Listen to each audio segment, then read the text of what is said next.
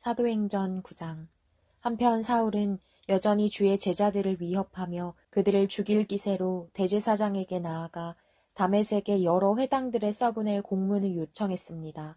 거기서 그 도를 따르는 사람을 만나기만 하면 남자와 여자를 가리지 않고 잡아다가 예루살렘으로 끌고 오기 위해서였습니다.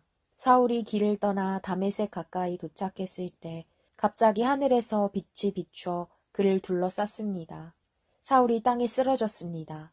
그때 그는 사울아, 사울아, 내가 왜 나를 핍박하느냐 하는 음성을 들었습니다.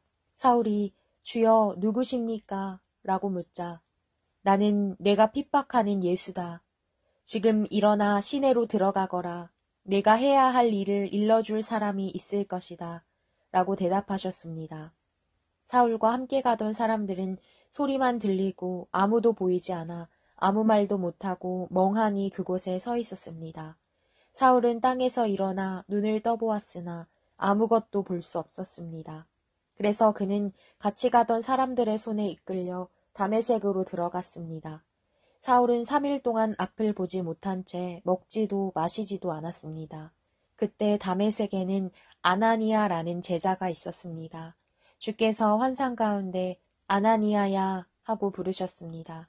그가 예 주여 라고 대답하자 주께서 아나니아에게 말씀하셨습니다. 너는 어서 고든 길이라고 부르는 거리로 가거라. 그리고 그곳에 있는 유다의 집에서 다소 사람 사울을 찾아라. 지금 그가 기도하고 있다. 그는 환상 가운데 아나니아라는 사람이 와서 자기에게 손을 얹어 다시 보게 해주는 것을 보았다. 아나니아가 대답했습니다.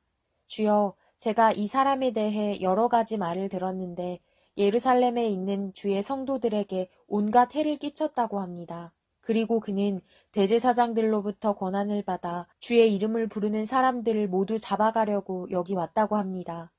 그러자 주께서 아나니아에게 이렇게 말씀하셨습니다. 가거라.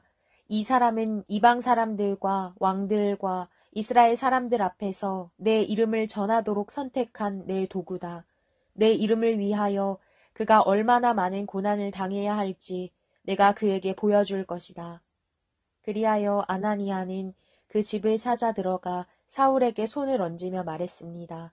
사울 형제여, 오는 길에 당신에게 나타나셨던 주 예수께서 나를 보내 당신이 다시 볼 수 있게 하시고 성령을 충만히 받도록 하셨습니다.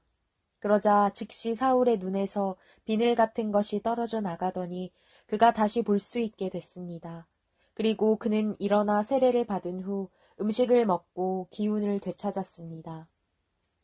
사울은 다메섹에 있는 제자들과 며칠을 함께 지냈습니다. 그는 곧바로 여러 회당에서 예수가 하나님의 아들이심을 선포하기 시작했습니다. 그 말을 들은 사람들은 모두 놀라며 이렇게 말했습니다. 이 사람은 예루살렘에서 예수 이름을 부르는 사람들에게 해를 입히던 사람이 아닌가. 또 그가 여기 온 것도 그들을 잡아 대제사장들에게 끌고 가려던 것이 아닌가. 그러나 사울은 더욱더 힘을 얻어 예수가 그리스도이심을 증명해 다메섹에 사는 유대 사람들을 어리둥절하게 만들었습니다.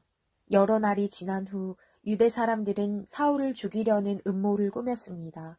그러나 사울이 그들의 계획을 알게 됐습니다.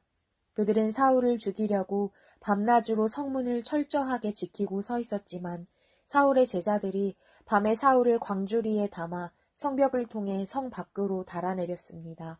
사울은 예루살렘으로 올라가서 제자들과 교제하려고 했으나 그들은 사울이 제자가 된 것을 믿지 않고 모두 그를 두려워했습니다.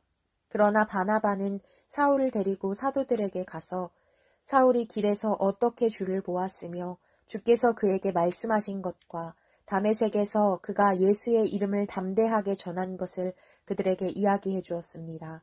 이렇게 해서 사울은 제자들과 함께 지내게 됐고 예루살렘을 자유롭게 다니면서 주의 이름을 담대하게 전했습니다.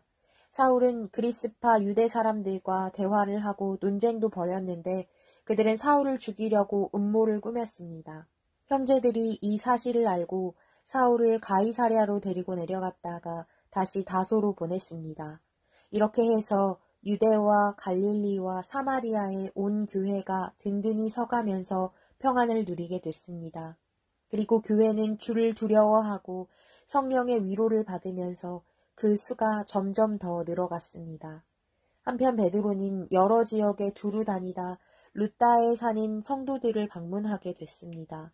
거기서 애니아라는 사람을 만났는데 그는 중풍에 걸려 침대에 누워있은 지 벌써 8년이나 됐습니다. 베드로가 그에게 애니아여 예수 그리스도께서 그대를 고치실 것이요. 일어나 자리를 정돈하시오. 그러자 곧 애니아가 일어났습니다. 루따와 사론에 살고 있던 모든 사람들이 그를 보고 주께로 돌아왔습니다. 요빠에는 다비다라고 부르는 여제자가 있었는데 그리스 말로는 도르가입니다. 그녀는 언제나 선한 일을 하고 가난한 사람들을 도왔습니다. 그 무렵 다비다가 병들어 죽게 되자 그 시신을 씻어 다락방에 두었습니다. 루따는 요빠에서 가까운 거리인데 제자들은 베드로가 루따에 있다는 소식을 듣고 두 사람을 베드로에게 보내 속히 와달라고 간청했습니다. 그래서 베드로는 일어나 그들과 함께 갔습니다. 그가 요빠에 도착하자 사람들이 다락방으로 안내했습니다. 모든 과부들이 베드로를 둘러서서 울며 다비다가 살아있을 때 만든 속옷과 겉옷을 보여주었습니다. 베드로는 사람들을 모두 방에서 내보낸 후 무릎을 꿇고 기도했습니다. 그러고는 시신을 향해 몸을 돌려 다비다야 일어나거라 명령하자 다비다가 눈을 뜨고 베드로를 보며 일어나 앉았습니다.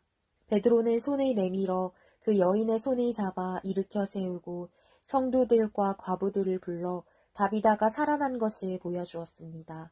이 일이 온 요빠에 알려지면서 많은 사람들이 주를 믿게 됐습니다. 베드로는 요빠에서 여러 날 동안 가죽 제품을 만드는 시몬의 집에 머물렀습니다.